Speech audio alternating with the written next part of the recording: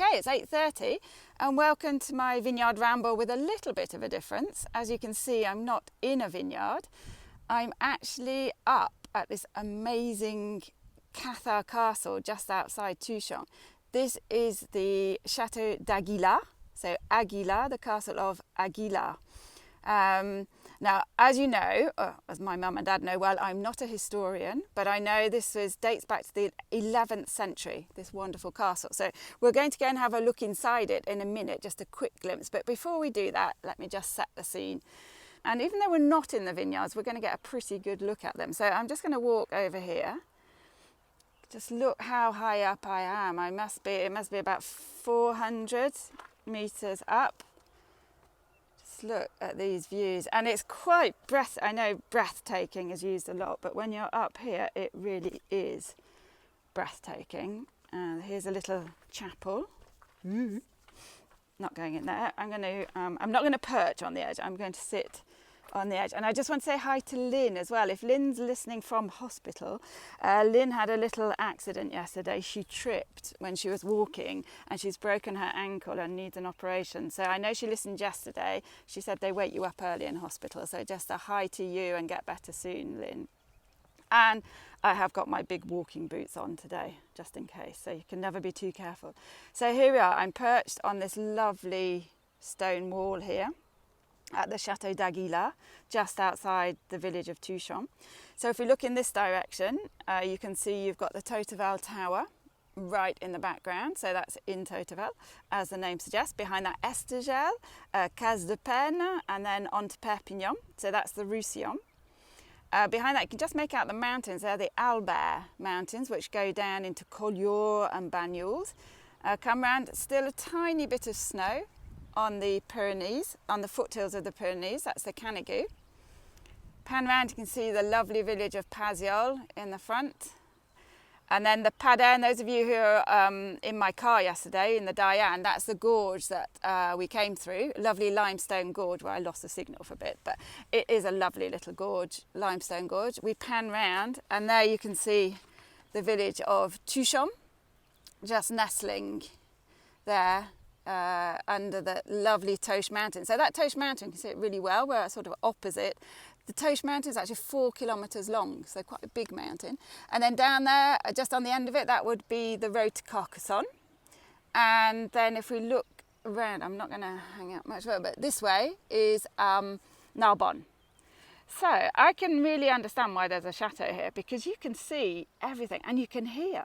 It's actually a north wind blowing. You can see it looks a bit cloudy. We're not too worried about that because it's a north wind, a gentle north wind blowing. But it actually brings all the sound up from the village. So it's actually quite noisy up here today. I can hear the tractors, and when a car goes onto the Narbonne road, I can hear them.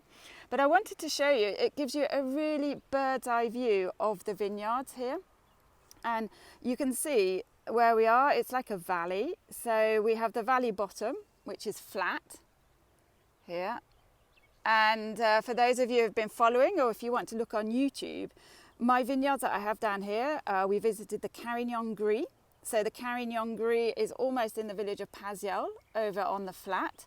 And then if we pan round, another one that we have in the valley bottom is the Grenache Gris that I've bought from Monsieur Bonnet in the village. And that is literally just down here. So his vineyard is literally just on the flat, as soon as it goes flat down there. So that's Bonnet. And then if we pan round, we've been opposite to see the Syrah on the slopes over there. And this way is where we've been to see Jean-Marc on his tractor, and Roboul as well, the Grenache, and the hairy Grenache is over in that direction on the slopes. So I know you're going, yeah, I want my tea towels so I can have a look at it. The tea towels are on their way. So when you've got your tea towels with a wonderful map from Tim Boomer, you'll be able to really see where I am. But I just thought it's such a lovely view. It's such a lovely view. I just picked something up. Gentle north winds, so mildew work can proceed. Exactly. We can actually get out today and protect the vines. We're now mildew. We're not so concerned about the mildew now because they're forecasting really hot weather for all next week, which is fantastic news. So lovely hot weather, which means that mildew is going to, it's not a major threat, but now it's going to be the odium that we're just sulfuring for. So Michel is out this morning on his tractor sulfuring. So here, as I've mentioned before, most of my vineyards are on the slopes. So here you get a really good idea that there's a valley bottom and there's the slopes. And we prefer those because the vines have to work harder. So there's less soil, they're less fertile, and they're higher up, which means that you just get a fresher. The grapes don't ripen quite as quickly because here, because it's so hot, you want to seek out those fresher vineyard sites rather than the valley bottom that tends to get really, really hot. Sometimes, as you know, if there's a certain grape variety like the Grenache Gris or the Carignan Gris, we will buy vines in the valley bottom because of that particular grape variety. Again, if you have any questions, please pop them in the little box at the bottom and I can have a look at them at the end. But shall we go and have a look inside the chateau? Shall we go and see what's in there? What do you think? Okay, off we go. Right, just come with me. So, and I've just found out, I thought I was going to go in the main entrance, but this is not the main entrance. So up we go. So I said it's an 11th century castle. It was actually built as a defence on the border between France and Aragon in the 11th century, and it would have just been an outpost at that time. And it wasn't until the 13th century that they actually extended it and built up higher security on it. You see there? So you can visit the CHATEAU D'AGUILAR. It is open for visits, and I've seen that you can actually get an audio, what do you call it, commentary.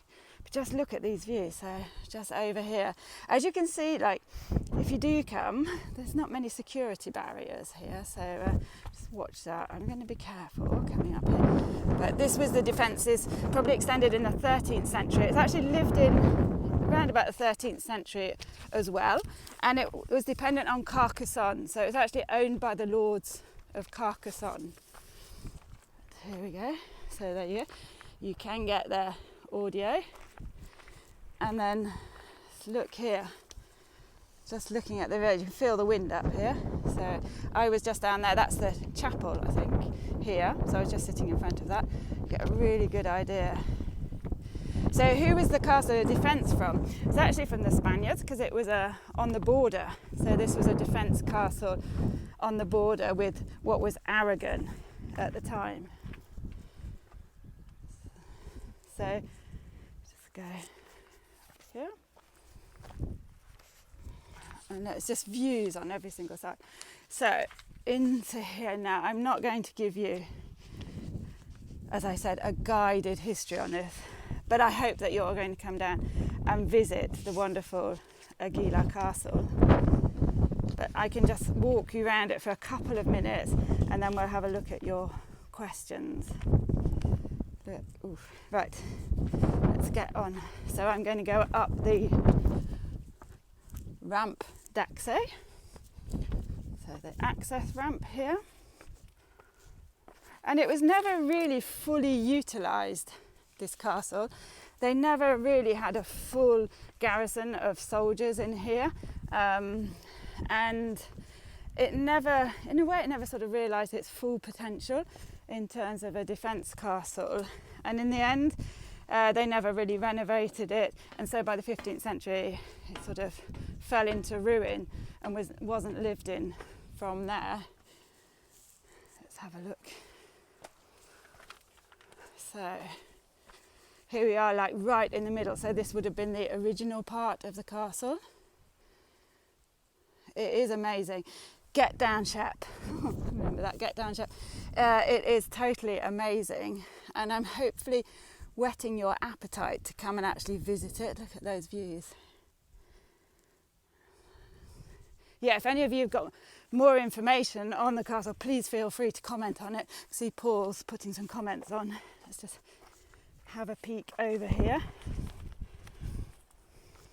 So it was a really, well, you can see that's the road to Narbonne. So there's a little tractor going by there, castle. So really prime site for protecting the roads. There was a road from Narbonne, Carcassonne and Perpignan, so at a really prime position for protection against the Spanish. And so from about the 16th century, it just really fell into ruin. I asked Jean-Marc last night what his memories of the castle were, and he remembers before it was made into, like, you could visit it, and they've been renovating it as well. Before that happened, he used to come up with his friends and they used to play attackers and defenders in the castle. So they'd have the defenders in the castle defending, and then you had to try and attack. So there'd be like 4 of his mates in the castle and 4 of them trying to get in, and it was the first one to actually get into the castle. So can you imagine this? What an amazing place to come and play with your friends, like a playground. I asked Roger if he used to do the same thing, Jean-Marc's dad, and Roger sort of said no. He said it was too inaccessible when he was young, and it was there, but nobody really came up and played in it, not like Jean-Marc used to. I know that a lot of the stones were stolen from the chateau and were taken, and they were used to fortify the village of Tuchan. And you can find them in the little stone huts as well that are in the vineyards, just down in the valley there. You can find stones from the Aguilar castle. So it was really sort of taken apart to a big extent and not looked after. But now there is a protection of the CHATEAU D'AGUILAR. So they look after it. They're doing it up. And here you can see we have got the security barriers here, and you can actually come and visit and have the audio tour. So that was my little, as I said, to whet your appetites when you can come down and give the CHATEAU D'AGUILAR a proper visit. Just watch my step down here, thinking of you, Lynn. Just come down here, and then I'll find a nice sheltered space. Let's perhaps just sit here. But look at that view. I mean, it is such an amazing place. So just check the questions for you as we're coming up to time. Oh, Slow Boris wants to know, have I walked or driven to the castle? If I had time, I would have walked, definitely, because it is such an amazing walk. But I actually drove in the Diane this morning, so I had a quick drive up here. But you can, it takes about 45 minutes, I would say, to get right up here if you start from Tuchan. Tony wants to know if the castle was involved in the Albigensian crusade. I'll get back to you on that one, Tony. I'm going to look it up and find out exactly. And a final one from Dan. Is the hill here or the Toteval the better aspect for a vineyard? So basically, if you had a choice of whether you wanted to plant your vineyard in Tuchan up here or in Toteval over on it's actually a beacon over there in Toteval, the tower, where would you go? What's better? Well, I know what I'd say. I would definitely go in Tuchan, but that's because I live in Tuchan. They're Côte de Roussillon wines over there, so you're out of the Fitu appellation as well if you go into Toteval. They do make extremely good wines too, slightly different style to the wines we make in Tuchan, but given the choice, Dan, I'd definitely stick here. I'd stick in Tuchan. Just a couple more questions. Oops.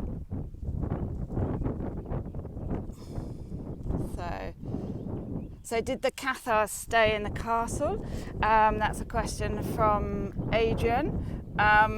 They did actually, I know this, they did actually inhabit. They didn't build the castles because they're known as Cathar castles now, but they didn't actually build the castles. They inhabited them when they were fleeing. So they actually took refuge in these castles, and that's why they're now known as Cathar castles, but they weren't built by them. But yes, the Cathars did flee down here and stayed in these castles, hence the Cathar castle name. And that's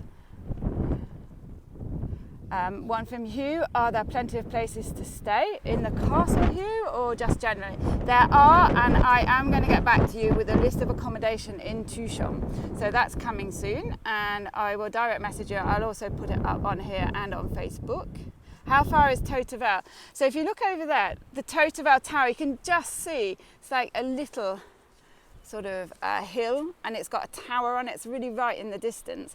CHATEAU takes about 20 minutes to drive to, so it's probably about 10 kilometers away because we have really wiggly roads.